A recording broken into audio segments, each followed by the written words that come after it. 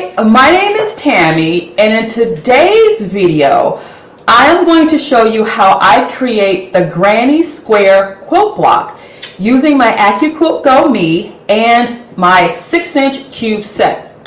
So the granny square block, the granny square shape in general is a design that is rooted in knitting and crochet. So let me show you the block that I made in advance so that we can see where we're headed in this live. So give me just a second. So this right here is the block that I made in advance called the granny square quilt block. And what you can see here is typically, and listen, I'm not a crocheter and I don't knit, so I can't really talk to you about the comparisons between the techniques. But in general, what makes the granny square quilt block or granny square block the block is that you have these isolated sections here, right? This yellow, and then you have this green, and you have the blue. So the color selection is what makes the granny square block style or design. So what I've done is I've selected some colors that I think complement each other as well as add a little contrast. And so this is what the finished block looks like. Hey Tree, hi, I'm so glad to see you. Thanks for joining. Hi, hey Tree. And then, hey Jenny. Hey Jenny, thank you guys so much for joining me.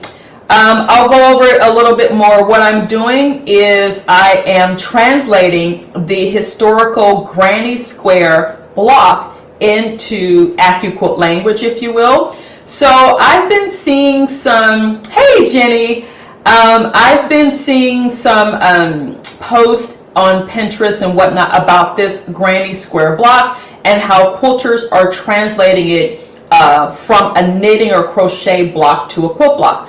So you guys know me, I am going to use my AccuQuilt as much as I can to create this block without using rotary cutters and all that specialized pieces. And Tree says, reminds me of the chimney sweep block on board. Oh, they had one? Oh, okay, I didn't even know AccuQuilt had this block, but yes, it does. Kind of, well, I don't know if I've ever seen it, Tree, but I can see what you mean by that. Hey, Marge! I can see what you mean by that. I think I've seen it before. At any rate, I'm going to show you how I use my 6-inch cube to create this block. Now, oh, die. Got you. I figured you meant die and not died. All right, Tree, I got you, girl. So you can use any size cube to make this block. I have the 6-inch, the 9-inch, the 4-inch, and the 12-inch. So for this one, I used the 6. And the finished size, oh my stars, hang on, let me get my ruler because I don't know what it finished to. Give me just a second.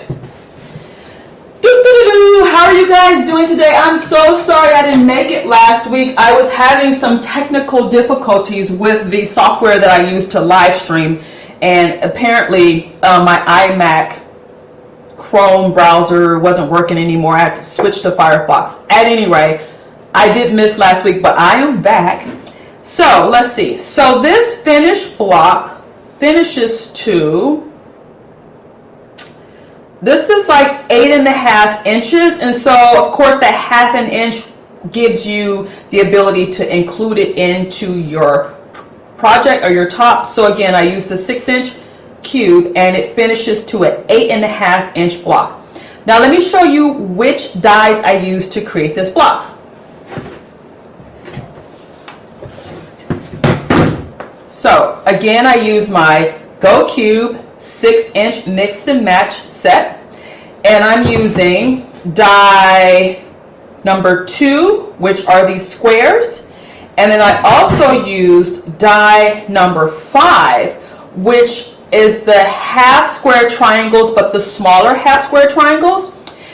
So I've been using my GoMe a lot lately. I do have the older version. I'm not going to make the investment in the new one, which they say rolls or cuts easier. I just realized that using my GoMe when my foam or my dies were new, that's when I had the most difficulty. Once I broke those dies in, I didn't have a problem. So therefore, I am not making that investment. I'd rather buy more dies. Let's see.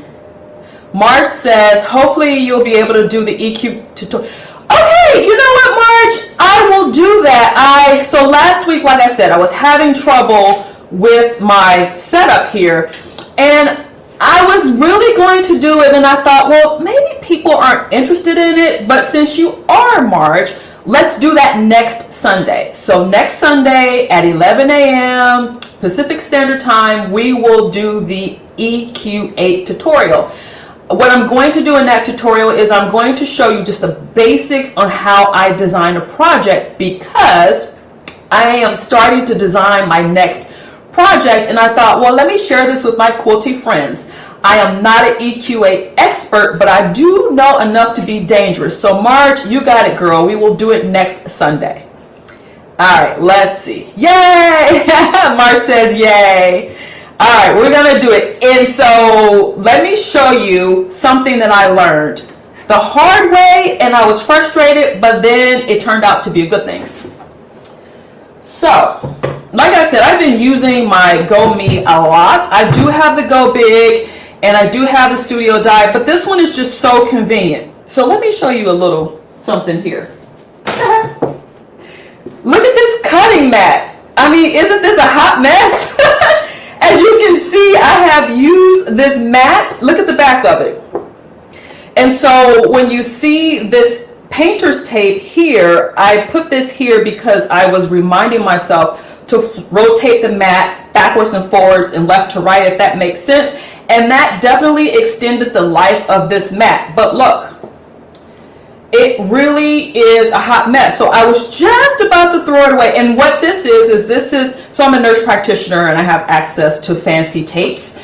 And so this is just some tape that we use on certain dressings for wounds. And I just took off the square because what was happening was I used this mat so much that it crumbled and like little pieces of the plastic was falling out. So I said, you know, I still want to use this mat. Let me see how far I can push it. So I've put this on here, and as you can see, it's still working. Now, I want to show you a trick because I wouldn't believe that something like this will work. And the reason why I'm going over this is to give you hope that when your mat stops working, just push it a little more before you make the investment. So let me show you really quick. So remember I said I used die number 2, which is the square, and then I used die number 5, which is the half square triangle. So you would think that the mat would cut this one okay, right? It's a simple square, so I will not demonstrate this one, but I will demonstrate the use of this raggedy mat on the half square triangles die. So let me show you. I just put this fabric across here. You guys don't know how to do this. And now watch. So I'm going to cut it this way. And so because again my die has been used a lot, it goes through my cutter more easily. So I have to give it a little push, but watch. It kind of goes through, and watch this. You have to rub a little bit more, but it cut. Ta-da! It actually still cuts. So the moral of the story is really work your mats as much as you can before you get rid of them. Back to the scheduled program. Let's see. Jenny says that you'll have to catch the replay. You'll be traveling next Sunday. Where are you going, Jenny? Hopefully this is like a pleasant trip that you're going on, but the replay is fine. But if you want to share, I'd love to know where you're going next Sunday.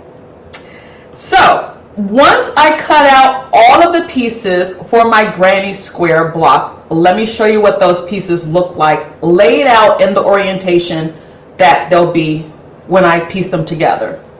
So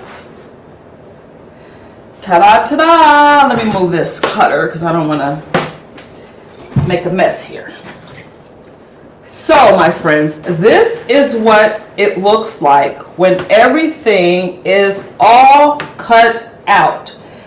So, let's see. Jenny says, yes, it's for fun. Heading home to Michigan for a quick family visit. Yay! Well, enjoy your family. I hope everyone is healthy and safe and well. But yes, we will catch you on the replay.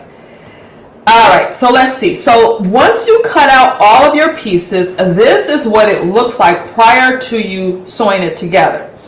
Now, as you see here, these are a lot of little pieces. I thought about doing this with my 4-inch cube, but once I did it with my 6-inch, I was like, there's no way, because if these are the pieces for the 6-inch, I don't want to be sewing those little pieces of fabric. So what we have here is we have, let's see, 1, 2, 3, 4, 5, 6, 7, 8 of the yellows. And then we have 1 orange. And then we have 1, 2, 3, 4, 5, 1, 2, 3, 4, 5, 6, 7, 8, 9, 10, 11, 12 of the blues. And this is all from shape number, you would think I have the shapes memorized, but I don't. All the squares are from die number 2, okay? So then we have, I think this was 16, 1, 2, 3, 4, 5, 6, 7, 8, 9, 16 of the half square triangles from die number 5. So again, you can make this granny square quilt block with any cube size. These are the numbers that you need, or I'm sorry, these are the colors and the configuration that you need to make this block. Let's see, Tree says, yes, we are all wishing you a safe journey and a lot of fun with your family, Jenny. All right, so here's the tricky part. Now, typically I chain piece when I can, but my first attempt at piecing together this granny square block, I started chain piecing and then I lost my orientation because I was chain piecing, let's say this and this, and it just turned into a hot mess. So I recut everything and started from scratch. And I won't sew it live here because it really took a long time. I typically don't spend this much time on my block, so I'm not going to do it live. But let me show you the orientation in which to sew. So what I did was, I guess when you cut these shapes with a rotary cutter, you know, like you can take your squares and sew them together and then cut down the center line. I guess if you do that, you won't have this hangover here. And let me get this for contrast. So this half square triangle and this square, right? When you look at this, there is maybe about, I don't know, more than a quarter square on either side that hangs over. So what you'll do when you piece that is you'll just sew through it and disregard the actual hangover. And then once you're done piecing all of your rows together, when you square up your block, you can just cut these little pieces off. I say that as a disclaimer because I really was getting confused, because when I sew, so when you sew, for instance, let me just move this over so you guys can see. Okay, so for instance, when you're sewing, if you take this half square triangle and this square, right, and you're piecing these two together, so they start off like this, and then you would flip it over, and I piece from, well, actually, this is why I was getting confused when I was chain piecing, because it goes like this, right? I picked it up from this area, so I picked it up from here, but when I did this, right, to put it here, to put it through my machine, I was getting a little, my dyslexia was kicking in, I was getting a little confused. So then I spun it around this way, and then I just did my my 1/4 inch seam from this direction. But before, when I was chain piecing, I was like, okay, well, it fits this way. And then basically I was like rotating everything around and I got all confused. So just make sure when you're piecing together these units that you pay very close attention to what part of the elements go into the sewing machine, if that makes sense. So what you'll do, what I did is I just started from the outermost left-hand side and pieced everything together. For example, like this goes here, this went here. I don't know if you can see that. And then this went here. I guess you could do it the other way. This went like that, and then this went like that, and then so on, right? So I just did all that. And then and I put these tail ends on last because they were very confusing to me, and I found that if I were to piece this one on here at the beginning, it just really threw me off. So once I got all my rows together, I just did these two last. So what I did was I just did my 1/4 inch seam down all of these.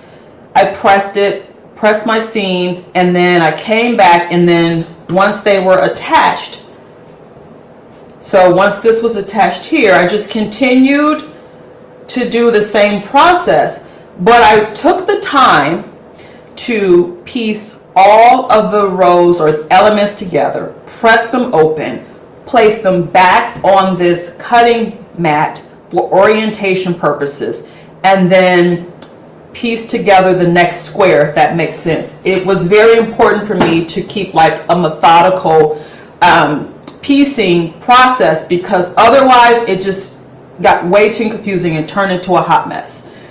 So let me show you the actual block again.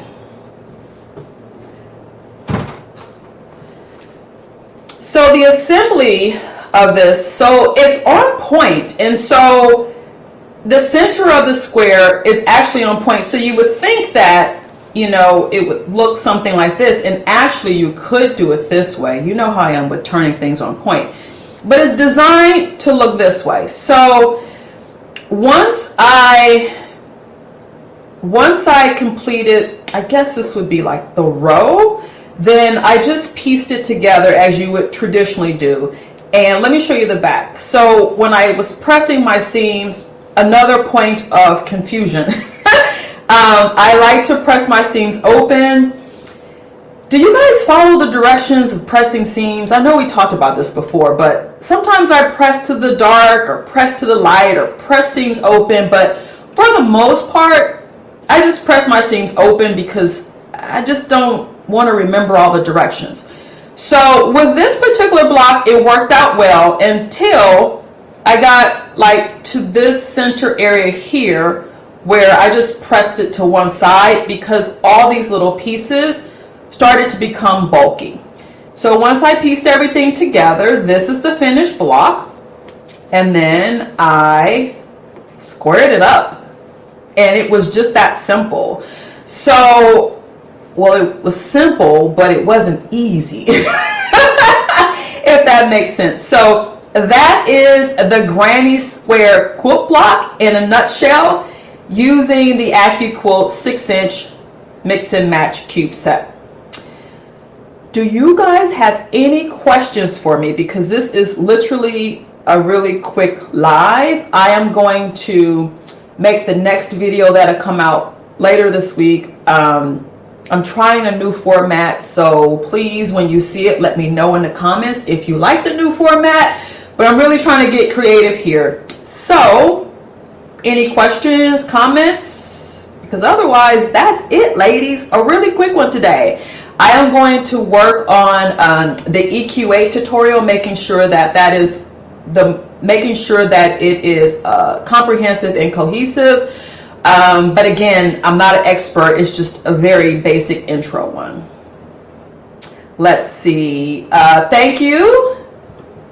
Tree, thank you. I think it came out pretty well after some trial and error. Thank you. And then Marsh says, You know, it's laying super flat and precise. I'll tell you my trick.